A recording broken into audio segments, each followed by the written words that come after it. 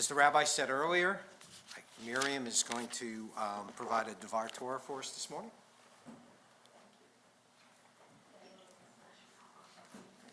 Piece of paper.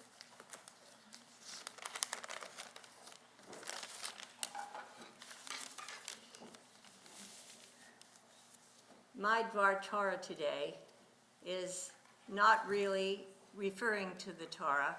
The rabbi and I were talking a couple of weeks ago, and we were discussing something that I suffer from, and that's depression. And she said, perhaps you'd like to give a little talk on that. I'm sure the Jews that wandered in the desert for 40 years got depressed, so that's how we tied it in. When I grew up in a city called Calgary, Alberta, Canada, I grew up in a very warm and close Polish immigrant family. I was first generation born in America, in Canada. There were two words when I was growing up that were never spoken. They were whispered: cancer and mental illness. Today, we say cancer and mental illness equally and as proudly, if we can say it proudly, as any other illness. I inherited, and I call this talk today, my inheritance. I had a father that was an amazing man. He had wavy curly hair. He sang every Yiddish song in the world. He entertained on the Yiddish stage. When I was a little girl and they said they needed a little boy, oh, here she comes. I was dressed as a little boy. You need a little girl? That's fine. My father, actually, I remember how funny he was on the stage. We had two kinds of Jews in Calgary, the Russians and the Polacks. The Russians thought they were better than us. We had a director called Ida Diamond. She wore a tam on her head, and she was the directorke. And I was on the stage behind my father, and he never said his lines the same way any evening. But everyone knew when to come in. One evening, she was very upset, and she yelled from the back of the room, Zusia! My father's name was Zisha. Zusia! Wo seinen deine Wörter? Where are your words? And my father answered, in my pocket. He taught me everything. He taught me on Sunday morning when other people got out of bed, I would climb in bed under the big Iberbet, the fuzzy cover, under the feathers that my mother had brought from Poland. And my father taught me every Yiddish song that I ever sang and I ever knew. That was my inheritance from my father. But I had another inheritance. My father suffered from mental illness. From the time I was age 9 until I was in my early 20s, I lived through occasions of mental illness with my father. In the days when mental illness was not divided the way it is today, one day my father would go and pray, please, no more shock treatments. That's all they knew. No more, please, no more. And the psych boards had everyone together. They were not divided. One day we got a call from the hospital. Mrs. Zisblatt, your husband is missing. My father had walked right out of the hospital. Today that would not happen. We sent relatives all over looking for Zisha. Where is Zisha? My father walked in the front door. Daddy, what's the matter? He said, I'm not going back there. People are crazy. He said, there's a lady standing at the window waiting for her husband. He died 20 years ago.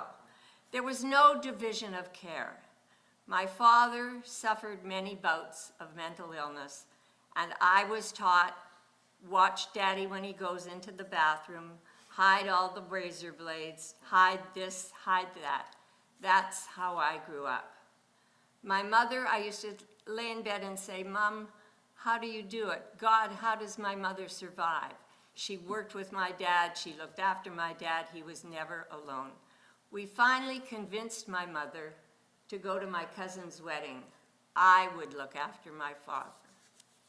My mother went off to the wedding.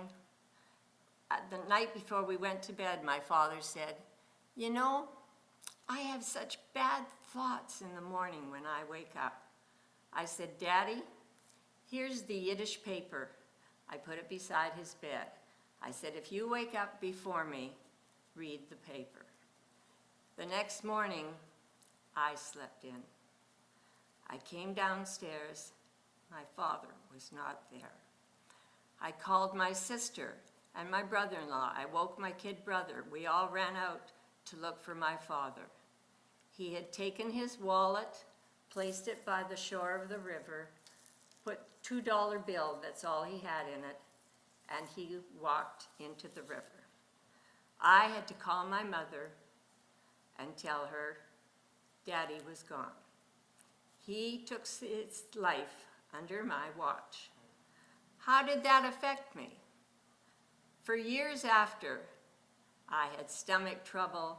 I was rushed to the hospital with appendicitis and sent home with a nervous stomach. When I went to college, I had to eat special meals, sit at a special table. I was raised with aunties who said, if you go out on a date and someone asks how your father died, don't tell them, or they won't want to take you out again. My father was raised with things like, pull yourself together, take it, come on, get out of it, get out of it. They didn't know how to talk. I inherited my father's mental illness, but I am very fortunate. I have doctors who understand me. I have pills that they give me to control my depression. I have therapists who talk to me monthly. And I must tell you, my therapist is at the Jewish Family Service, who do wonderful things for many, many people. It takes a community. Well, who was it said it takes a village? Can't remember. Hillary Clinton said it takes a village. Let me tell you, it takes a community. When I got married, I'm sorry, I left one part of my story out. My mother and I together put together my father's business. He didn't pay bills, he hadn't paid attention. We finally got life together. 2 years later, my mother was going off to another wedding, my cousin's wedding. She had a green satin dress. She showed me green beads. She said, look at these. They cost $15, and I said I'd take them. I looked behind to see who said I'd take them. From now on, I'm going to live. Those were my last words I heard from my mother. Her life was taken in a car accident on the way home from the wedding. But how did that affect me? How did it affect my brother? Let me tell you, the Jewish community in which I was raised was amazing. When it was time for me to get married, and I had just a small family wedding, 120 women in the Jewish community made a bridal shower for me. In those days, they put their names on a ribbon. I opened the card, and this long white ribbon fell out with 120 names. I cried and I said, thank you. They gave me my entire dishes set, my entire crystal, which by today my children don't want. And I looked at them and I said, how can I thank you? Why are you doing this? And their answer was, because you're ours. We have watched you grow up. You are ours. When my brother got married, and there were no parents, and he got married in Vancouver, I can't tell you how many cars went from Calgary to Vancouver to, quote, Bashain, my brother's chasana, to show the people of Vancouver that we had family, that we were all together. It takes a village, it takes a community to support people with mental illness. Am I okay? I'm fine. Do I have ups and downs?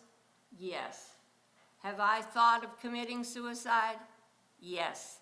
Have I reached for those pills? Yes. But my friends help me. My community helps me. My synagogue helps me. How many times have I come to shul and somebody said, "Oh, I can see it in your eyes. You're not feeling so good." And then when I come back, they hug me and kiss me and say, "You're smiling. You're feeling better." I'm happy to be part of this shul, this Jewish community, the friends I have. It does take a village to keep people well. I am very glad that I'm here today to share this story because mental illness is not a secret. It's an illness like anything else, and you suffer it and you get better. Will I be better forever? No. But do I cope with it? Yes. I must tell you that in order for me to get well, people have said, "Miriam, smile. Miriam, sing. Miriam, you like to write, create, do things that will keep you busy." And that's what I do. But because this is supposed to be a Dvar Torah about what's going on today, I do a program at the JCC once a month called Jewish Humor. Humor is the best medicine. So when I did the program this week, one of the seniors came up and he said, "I got a joke, so I'm going to share it with you." In fact, I'm going to share two before I end. This first joke, he came up, he said, a man came up to an old gentleman with a gray beard, and he had two tablets, and it was President Bush. And he said to the man, "Are you Moses?" There was no reply.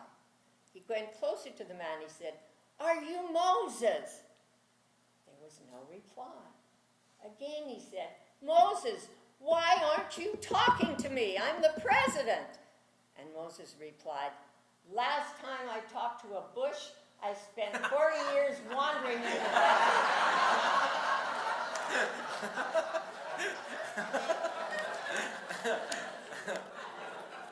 And my last